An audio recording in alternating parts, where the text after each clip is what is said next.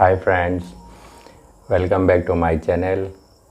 Ngasi 5K yobada aina mayamda haijakiba question answer gi season ama tawjage haibado ngasi tawjarage mayamna 5K yorofo question answer gi season tawdriba karino haibado aikoi swaisidaida net yakidabagi aina tawjadabni rang hawkibagi tawjadabni mayam warobiganu ichilinaw mayam singbu hanna thagachari aibu support tawbibagi amasung aigi channel asida 5K yohanbibai damakta matungsu tawjani haina khanjai aduga aigi video si leptana aina video nungai ba fajaba Manipur gi amasung Manipur mapalamda gi culture sing haibadi chana thakna badak oiba haitare mukbang gi oibada atopa samna aina chicken 65 tawjabado Manipur da thoidokna tawna dabani adugumba pani puri haidi additional oiba Manipur da tawna daba mayam amso ayano anoba hapsarake adum mayam question answer haujarage ko comment sing si ai loina laukhatjanaba hona jage adubu marakta kai gumba server da mayam ama up down scroll tawbada uraktabasu yawbani kana gumba gi lit hauba yawragadi chilinaw comment da dum tawbiro ai soidana paukhum pi jage mayam adugi aigi question lokhatte haibagi waro biba tawganu ai adum comment da pibiro ai hallaga so adum haijarakke ado aigi video asi loifo yengbiyo aduga aigi hanagi video singsu ichilinaw mayam singna khar share tawbiyo aibu support tawbiyo haujarage ko question answer se Chandrakanta Mayang Langbam mana ibirei ko yambagi age job qualification amukta haibiro songi paukum se ai haijarage ko age na 32 central government gi job ni tawjari qualification na graduation ni ko loki bichal na question ama hangjare ko Bihar da kaidobiri ke haibadi ma ai Bihar da le si khangjamal Bihar da central government gi job macham tang tawjai adugi leijabani maibam mujibur na question iri ko MD Farik Khalida Kesh na su ko same question ne haijari ba ko mohe ahungi question hai tare ko question si bro kadai dagino aduga haujik na kadai da lege question number 2 nupi tv rabo ichilinaw kayano question number 3 bro haujik kari hon arige aduga bro gi ichilinaw kayano haijari ba ichilinaw ahum sigi question si ai haijarage ko ai mayang Imphal dagini haujik na Bihar da leijari ko nupi thijare icha ani leijare question number 3 na ai central government employee ma oijai yam pikpani ko ai sida adugi posting gi oina sida dum leijabani ai gi chilinaw Nepal ni mathang question ama ko ilahi creation bro gi leifam se kadai degi no bro nupi thibira bro bo chahi kya surage masigi matang da ai paukhum pi jakre singa mayam rimane ijrei siko bro gi channel se yengba yam nungai makha ta na taba nungai ba mayam ama thagat pirau aduga bro se kai lamdagi no oirabano hojikna kai hon abirike chahi kya surage bro gi chinnaw kaya no aduga roibada bro na YouTube channel asida khongda birakpagi asigi wakhal kadai dagi no aigi wahang chingchi bro na paukum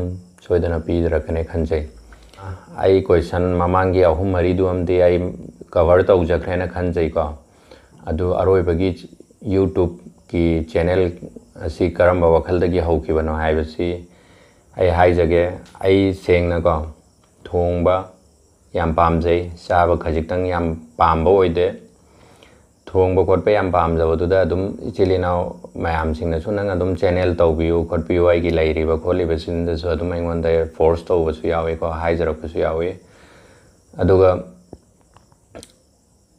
aina YouTube kai da sum yengbasida sum mi mayam amso adum tawnabsidagi adum tawkibani yam fajaba question amana se Iqbal hairi ko Iqbal sigi yam fajaba question ni ai question sing se amukta pajarakre ko aina hangningba question khara comment khara da hangkhre aduna mayamna hangnadaba khara hangjake Mukbang tꯧꯖꯔꯁꯨ ꯍꯛꯆꯥꯡ ꯅꯣꯏꯈꯠꯄ ꯃꯥꯟꯗꯦ. Exercise tꯧꯕꯤꯕ꯭ꯔꯥ? Tꯧꯕꯤꯔꯗꯤ ꯀꯔꯝꯕ ꯃꯈꯜꯒꯤ exercise ꯇꯧꯕꯅꯣ? ꯅꯨꯡꯇꯤꯒꯤ ꯇꯧꯕ꯭ꯔꯥ? Bro-ꯅ ꯈ꯭ꯋꯥꯏꯗꯒꯤ ꯄꯥꯝꯖꯕ ꯌꯦꯟꯁꯥꯡꯁꯦ ꯀꯩꯅꯣ? Mukbang ꯇꯧꯅꯕ ꯁꯦꯝ ꯁꯥꯕ ꯊꯣꯡ ꯊꯥꯛꯄ bro ꯏꯊꯟꯇ ꯇꯧꯕꯤꯕ꯭ꯔꯥ or ꯀꯅꯥꯅ help ꯇꯧꯕꯤꯕꯅꯣ? Brother-ꯒꯤ family ꯁꯛ ꯇꯥꯛꯄꯒꯤ video ꯑꯃ ꯁꯦꯝꯕꯤꯔꯛꯎ. Support ꯇꯧꯖꯔꯤ. ꯌꯥꯝ ꯐꯖꯅ ꯍꯪꯖꯔꯦꯀꯣ. Iqbal-ꯁꯦ exercise tꯧꯖꯩ. Exercise ꯁꯤ ꯂꯝꯖꯦꯟ ꯈꯔ ꯆꯦꯟꯖꯩꯀꯣ. Regular बुदी ओइदे किलोमीटर 3-4 अदुम चेंजै. अदुगा sit up खर तौवे. अदुदे हनबाई थोइदोंना exercise तौजदे. आइगी ख्वाइदै पामजबा एंसांग सी चमथोंगनी चमफुटनी. हाइबदी थाव याउदना थोंगबम को याय अदुम पामे. Mukbang तौबगी चिलिनाव मयामनदी थाजरमदबा याय mukbang तौबगी आई सुम चाजबनी. Mukbang तौतबा मतमदा आई चमथोंग आक्तंग अयाम्बा चाय. अदुगा third question ना mukbang तौबदा सेम साबसी आइगी लोइनबी हाय तारे आइगी नुपीगा तौरगा अदुम सेम साबने. इबानी मग अदुम सेम सामिन्ने help अदुम तौमिन्ने. मसिनी अदुगा next question ना Binita Rajkumari.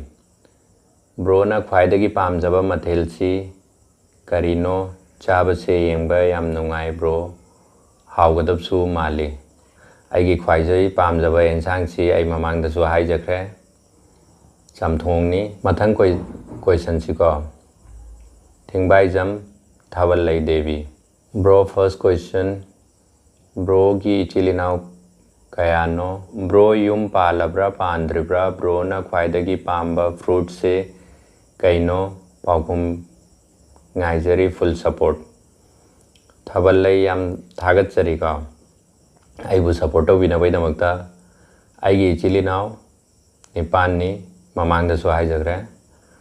आई युम पांजरे. आइना ख्वाइदै पामजबा fruit तिको अंगुरनी अदुबु season ओइबा मतमदा लोइनमग अदुम चाजै. Next question the Dhananjoy Mutum. Kari lamdagino haujikna kari lamda lairike kari taurike. Sigi paukum pijakrego. Adu ichilinaw mayam sing kanagumbagi paukum pi dena haibadu waro piganu. Kaigumba chithau bayauragasu aiki kamenda dum haibirao. ICD khar adum scroll to bada dum thengna badu adum hapjarapani.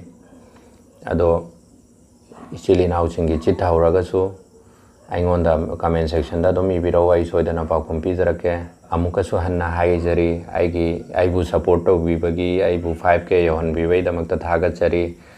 आशा तौजै याम share तौबिगनी आइगी video सिंगबु अमसुंग आइबु full support तौबिगनी हाइना थाजै. अदुगा इचिलिनाव मयाम सिंग आई चाइ चादे ना हाइबदो हाइ आइंगोंदा हाइबबुदी कैसु खाइदे. अदुबु आइसी अमुक्तंगदा चाकलेन अमखतंग चाजबनी. इचिलिनाव मंगा तरुकना आई हवाई चाबियो सा चाबियो इरोई चाबियो हाइबदो आई मंगा तरुक मपुन्ना अमुक्तददी ngamdabani खर टाइम टू टाइम मतम लौबदी याय. अदुबु मयाम पुन्नमकी आई तौजनबा होनजगे. मयाम वरौबिगनु. अदुगा याम थुना आइसी 50 और 100k योहनबियो अना मयाम दा हाइजरी. नसिगिदी लोइजरगे. बाय.